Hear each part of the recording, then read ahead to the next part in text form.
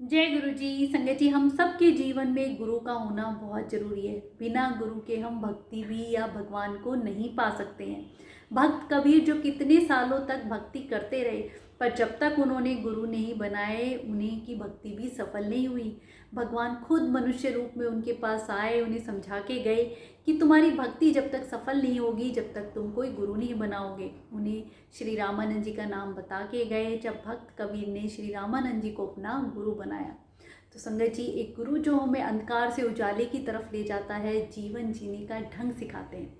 और हम बहुत भाग्यशाली हैं संगत जी कि हमें तो गुरु जी महाराज भगवान ही गुरु के रूप में मिले हैं।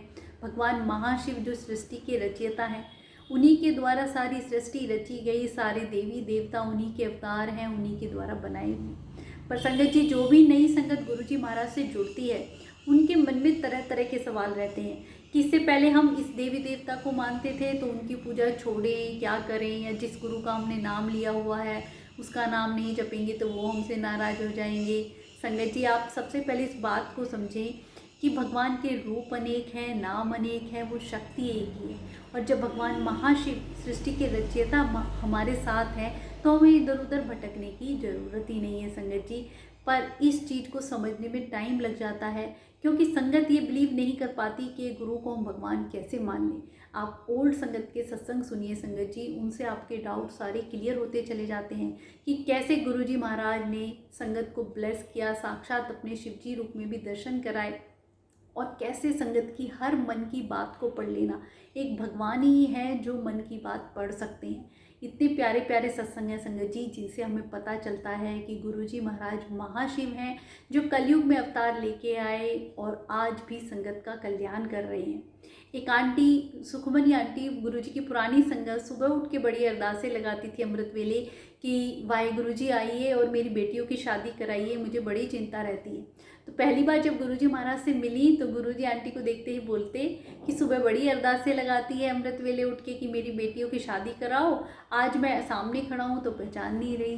तो संगत जी, देखा आपने, आप किसी भी भगवान के जो रूप अनेक हैं पुकार लगाएंगे सच्चे दिल से तो वो गुरुजी तक ही पहुँचेगी। एक और आंटी जो महाशिव की भक्त थी, हमेशा अरदास लगाती थी कि भगवान आप मुझे बेटा ही देना, और शिव जी भगवान उन्हें खुश होकर बेटा ही देते हैं। और बेटा जब 5 साल का हो जाता है, कोई उन्हें गुरुजी महाराज के दरबार के बारे में बताता है, गुरुजी से मिलने आती हैं, दरबार में माथा टेक के जैसे ही ऊपर उठती हैं तो गुरुजी देख के बोलते हैं, आंटी बड़ी रोया करती कि शिव जी मुझे बेटा ही देना, कुड़ी का मुंडा बना के मैंने ब्लेस कर दिया। आंटी हैरान रह जाती है कि ये अरदास तो मैं शिव जी भगवान के सामने लगाती थी, आज तक मैंने कभी किसी को बताई भी नहीं, तो गुरुजी को कैसे पता। गुरुजी तो साक्षात महाशिव हैं जो सब कुछ जानते हैं। तो संगत जी, फिर हम क्यों भटकते हैं इधर उधर। गुरुजी महाराज ने अपने में ही साईं बाबा के, गुरु नानक जी के, माता रानी के, कृष्ण भगवान के कई संगत को साक्षात दर्शन दिए। जिस भाव से जिस संगत ने गुरुजी को देखा, उसी भगवान के गुरुजी महाराज में उन्हें दर्शन हुए। तो हमें इधर उधर भटकने की ज़रूरत ही नहीं है संगत जी। एक अंकल आंटी गुरुजी के दरबार में आते हैं, तो आंटी को देख के गुरुजी कहते हैं, और भाई आंटी कितने खाते खोले हुए हैं। तो अंकल आंटी एक दूसरे का चेहरा देखते हैं, तो अंकल कहते हैं, गुरुजी हमारे तो बैंक में 2 ही खाते हैं। तो गुरुजी बोले, मैं बैंक वाले खातों की बात नहीं कर रहा, आंटी के तो कई खाते खुले हुए हैं।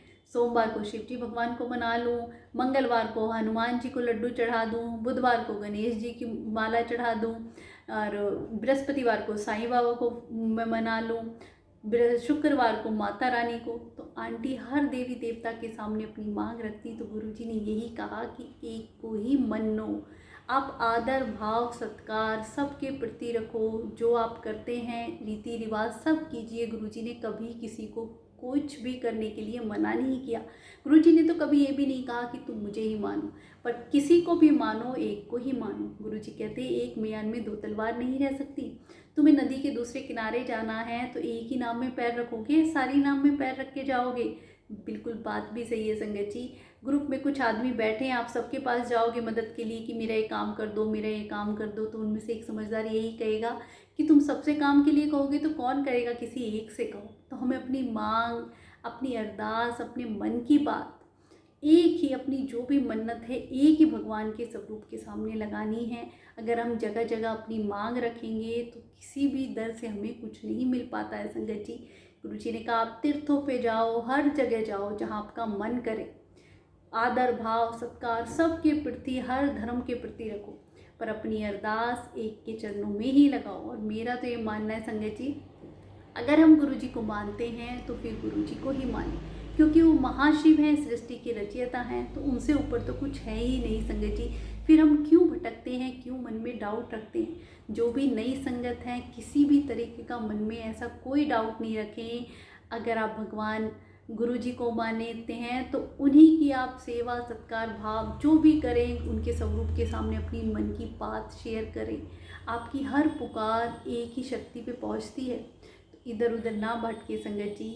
गुरु जी को मानते हैं तो गुरु जी को ही माने। जो भी आपके मन में डाउट होते हैं कि उसकी पूजा छोड़ देंगे, वो नाराज़, भगवान हमसे नाराज़ नहीं होते हैं। भगवान तो गुरु जी ने खुद कहा कि भगवान से डरो नहीं, प्यार करो। जिस दिन आपको भगवान से प्यार करना आ जाता है तो उसका जो एक्सपीरियंस अनोखा ही होता है संगत जी। और एक बार करके देखें, गुरु जी महाराज ऐसे सब संभाल लेते हैं, कैसे हर मुसीबत में हम हिम्मत देते हैं। तो ऐसे भगवान महाशिव जिन्होंने हमारा हाथ पकड़ लिया है, तो हमें इधर उधर भटकने की ज़रूरत ही नहीं है संगत जी। कोई भी मन में वहम ना रखें, भ्रम ना रखें। गुरु जी ने सब प्रकार के वहम रिचुअल से हमें दूर किया, वरना हम इन्हीं चीज़ों में रहते हैं कि ये नहीं किया तो पता नहीं क्या हो जाएगा। बिल्कुल भी नहीं संगत जी। दिल से माने और गुरु जी को याद करें। बस गुरु जी ने एक ही बात बताई कि तुम मैनू याद करो, मैं तुम्हारे काम करांगा। हर पल बस गुरु जी को याद करके देखें, आपकी लाइफ चेंज ना हो जाए तो देखना संगत जी। शुक्राना गुरु जी।